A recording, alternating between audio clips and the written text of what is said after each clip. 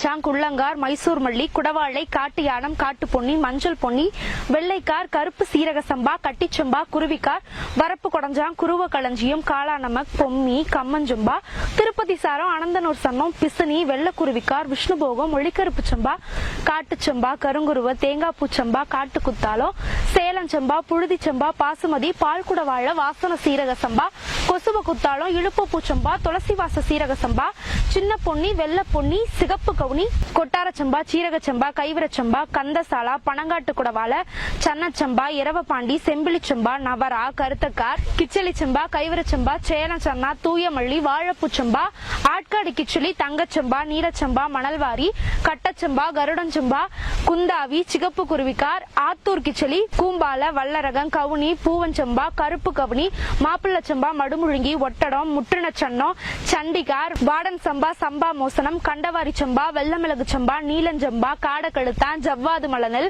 வைகுண்டாங், கப்பக்கார், களியஞ்சம்பா, அடுக்குனல், ராஜமன்னார், செங்கார், முருகன்கார், சூரக்குருவை, சூளக்குணுவை, வெள்ளக்குடவாளை, நொருங்கன், பெருங்கார், பூம்பாளை, வாளான், கொத்தமல்லி சம்பா, சொர்ணமசூரி, பயங்கொண்டாம், பச்சை பெருமாள், வஸ்திரமுண்டாங், கோணக்குருவ, புழுதிக்கார், கருப்பு பாசுமதி, வீதிவிடங்கான், கண்டசாலி, அம்யோமோகர், கொல்லிக்கார், பெருங்கூம்பாளை, டெல்லி போகலு, கல்லுண்டை, கல்லுருண்டை, ராஜமுடி, கச்சக்கும்பாளை, மதிமுனி, ராஜமுடி, 60ஆம் சம்பா, காட்டு வாணிபம், காஷ்மீர் தால், கார்னல், ஹாலு உபலு, திமாரிக்கமோடு, மல்கமோடு, சித்தசனா, கட்கா, செம்பாலை, சிங்கினிக்கார், மிளகி, வால் சிவப்பு என்று 153 பாரம்பரிய நெல் வகைகள். மண்ணில் எதை போட்டாலும் மக்கிவிடும், விதை போட்டால் தான் முளைத்து வரும். அந்த வித்தையை கற்றுத்தந்த விவசாயிகளுக்கு சொந்தமான டெல்டா மாவட்டத்திலிருந்து ஆரூர் தமிழச்சியின் தலை நிமிர்ந்த தன்மான வணக்கங்கள்.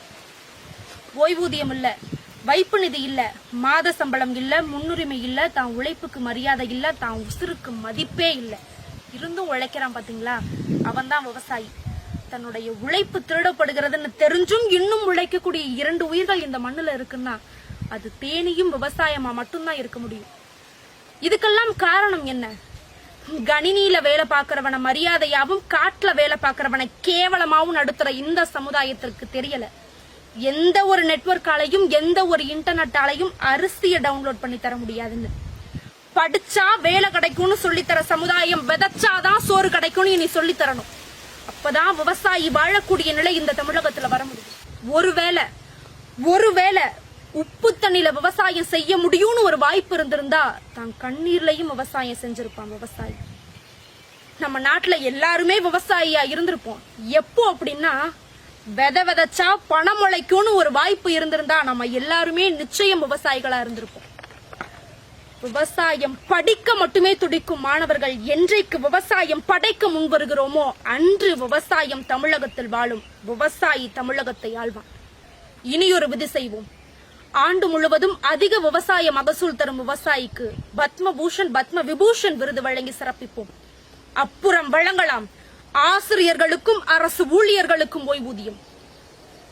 உலகையே உள்ளங்கையில் கொண்டு வர இங்கு எல்லோராலும் முடியும். ஆனால் உள்ளங்கையில் உணவை கொண்டு வர விவசாயியால் மட்டும்தான் முடியும். பணம் பார்க்க இங்க 1000 வேலை இருக்குங்க. உணவை கையில எடுக்க ஒரு வேலை இருக்குன்னா அது விவசாயமா மட்டும்தான் இருக்க முடியும்.